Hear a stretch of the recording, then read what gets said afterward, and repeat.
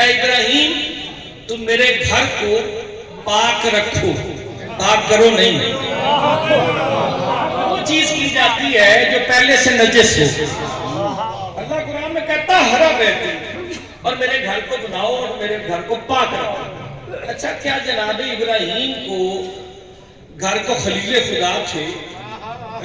شیخ الانبیاء ہے، مرتبہ ہے، بعد رسالت کسی نبی کا اگر مرتبہ ہے تو وہ حضرت ابراہیم، لیکن کعبے کی تعمیر اگر ہوئی تو حکم الہی کے ساتھ ہوئی، اور یعنی حضرت ابراہیم نے کی یا حضرت اسماعیل نے کی، باپ بھی معصوم بیٹا بھی معصوم، کیا یہ مناسب نہیں تھا کرسی ڈال کے بیٹھ جاتے ابراہیم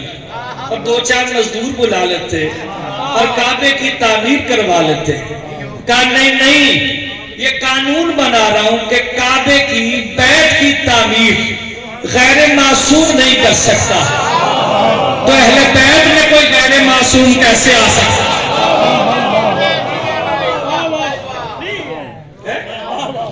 اہل بیت میں کوئی غیر معصوم کیسے آ سکتا؟ بنیادی چیز طہارت کی ہے، اور اس میں پھر میں نے کہا جیسی فرض نماز ہے تو نماز اہل بیت کے بغیر مکمل نہیں ہے۔ حاکم شام مدینے آیا اور اس نے آ کے نماز پڑھائی، اور جب نماز مکمل ہوئی تو پیچھے جو نمازی تھے انہوں نے سرکار دو عالم کے پیچھے نماز پڑھ رکھی اور بول کر کہنے لگے جب نا ابی سفیان قد سرقت الصلاۃ، تم نے نماز میں چوری کیا؟ اسے کہا کیا چوری کیا؟ کہا بسم اللہ کا تو بلند پڑھا نہیں ہے۔ اگر بسم اللہ نہ پڑھے تو نماز نہیں ہوتی، نماز میں چوری ہوتی ہے، تو علی ولی اللہ کے بغیر نماز ہو جائے گی؟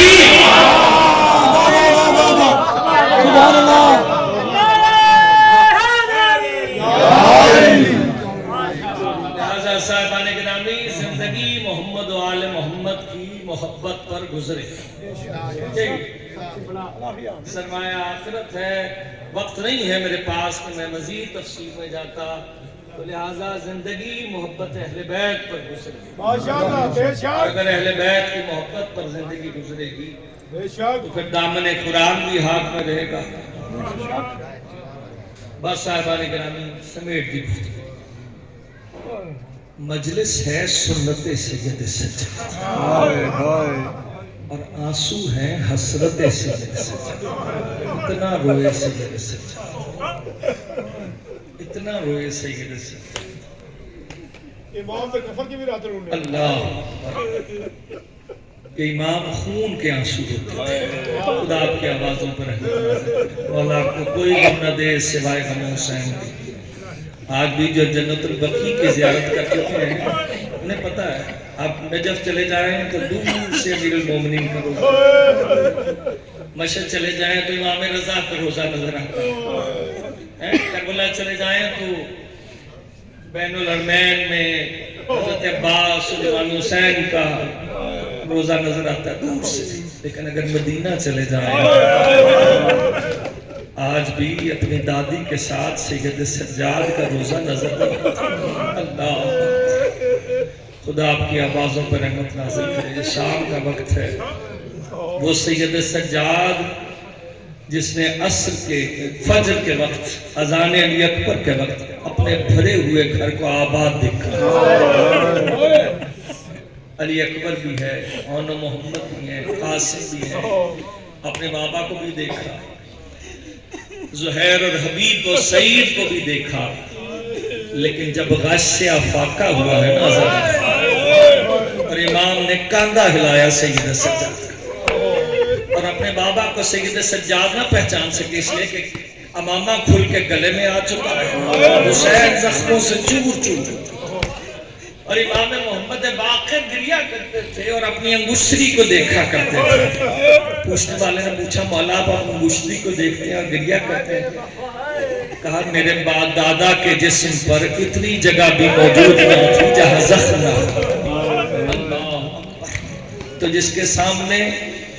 جیسے کوئی اگر میں آنکھ بند کروں تو اگر دو چار بندے اٹھ کے چلے جائیں تو مجھے دکھ نہیں ہوگا، پورا مجمع چلا جائے۔ سید سجاد کے سامنے غش سے پہلے سارا گھر آباد تھا، جب غش سے افاقہ ہوا سارا گھر اجڑ گیا۔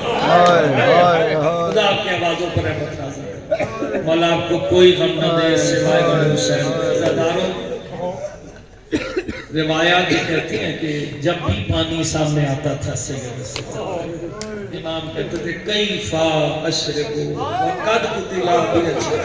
ارے میں یہ پانی کیسے پی لوں، میرے بابا کو 3 دن کا پیاسا ذبح کیا۔ بازار میں گزر ہو گیا تو بازار کو آزاد خانہ میں تبدیل کر دیا۔ دوسرا دکاندار کہ وہ دیکھ سید سجاد آ رہے ہیں، قصاب ہاتھ میں چھری لیے کھڑا، اس نے چھری کو پھینکا، امام کے احترام میں کھڑا ہو گیا۔ سید سجاد قریب آئے اور آ کر کہا جانور کو ذبح کرنا میرے جد کی شریعت میں ہے، لیکن اتنا یاد رکھو جب بھی جانور کو ذبح کرو ایک گھونٹ پانی ضرور بابا آپ کو 3 دن کا پیاسا ذبح کر دیا جائے۔ خدا آپ کی آوازوں پر رحمت نازل کرے، مولا آپ کو کوئی غم نہ دے سوائے غم حسین کے۔ عزادارو، روایات یہ کہتی ہیں کہ امام کے پاس ابن منذر مدائنی منہال کوفی دونوں روایات موجود ہیں، امام کی خدمت میں حاضر ہوئے اور آ کر کہا مولا واقعہ کربلا کو اتنا عرصہ گزر گیا، 30 سے 35 سال گزر گئے ہیں، لیکن آپ بھی اسی طرح کریا کرتے ہیں۔ تجھے نہیں پتا یعقوب کا ایک بیٹا یوسف گم ہو گیا تھا، فراق یوسف میں اتنا روئے یعقوب، اتنا روئے کہ آنکھیں سفید ہو گئی۔ ارے میرے سامنے تو 18 یوسف ذبح کر دیا، کہتا کیسے؟ اس نے تسلی کا جملہ دیا مولا آپ کی میراث شہادت۔ کہا شہادت تو ہماری میراث ہے، لیکن اتنا بتا دے کیا کوفہ و شام کے بازاروں میں آئے اور میری ماں بہنوں پھپھیوں کا میرے ساتھ ہونا کیا یہ بھی ہماری میراث ہے؟ عزادارو، حبیب ابن مظاہر کو تو جانتے نا، جناب حبیب کا بیٹا قاسم ابن حبیب سفر پر تھا، پیچھے سے امام کا خط آیا، وہ امام کے آواز پر لبیک کہتے ہیں جناب حبیب کربلا آ گئے، اور بعد میں یہ کوفہ وارد ہوا، پتہ چلا واقعہ کربلا ہو چکا ہے، اور اسے پتہ چلا کہ میرے باپ کے سر کو نوک نیزہ پہ چڑھایا، اللہ اس نے نوجوانوں کو اکٹھا کیا، اور جیسے یہ لٹا ہوا قافلہ کوفہ سے شام کی جانب چلنے لگا نا، اور چند منزل دور گیا ہوگا کہ اس نے قافلے پر حملہ کیا اس کے اوپر، اور فوج یزید سے اپنے باپ کا سر والا نیزہ چھینا، اور سید سجاد کے قریب سے اپنے بابا کے سر کو اتار کر سید سجاد کے قریب سے گزرتے ہوئے یہ کہہ رہا تھا بابا اے بابا جس کے باپ بیٹے جوان بیٹا زندہ ہے اس کے سر کو کوئی نوکے نیزہ پہ سوار نہیں کر سکتا۔ سید سجاد کی کانوں تک یہ جملے آئے اور کہا ماں بابا آپ کا بیٹا